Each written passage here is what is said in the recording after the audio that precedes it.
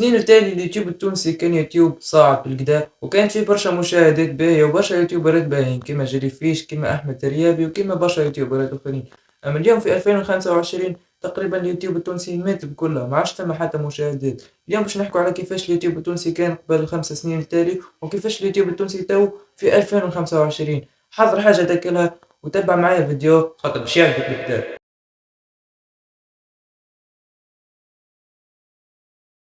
قبل ما يقارب 5 سنين اليوتيوب التونسي كان يوتيوب صاعد وفيه يوتيوبرات باهية كيما جيلي فيش كيما سامي كيما أحمد الريابي وبرشا يوتيوبرات أخرين كانوا يجيبوا في مشاهدات باهية، وكانت مشاهداتهم معناتها تاع مستقبل في اليوتيوب، معناتها تاع مستقبل باهر في اليوتيوب.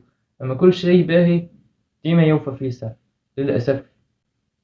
معناتها أنا نوفى فيه في 2025 بعد ما مات اليوتيوب التونسي بدينا نشوفوا شوية يوتيوبرات توانسة يجيبوا مشاهدات كيما زاد هاش إكس عنده 100,000 مشترك، كيما ميدوس عنده تقريبا 10,000، كيما يوتيوبرات أخرين زاد. معناتها بدتك الشرارة اللي في آخر الكهف تضوي شوي، كاين تضوي بالكدا باش نرجعوا البرايم تاع اليوتيوب التونسي.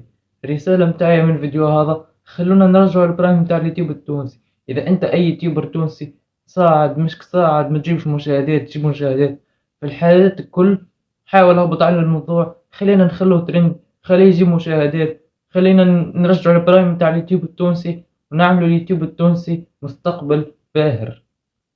نتمنى تطبقوا الكلام اللي قلته لكم وتعملوا لايك واشتراك خلينا ننتشروا حتى احنا في اليوتيوب التونسي. وباي.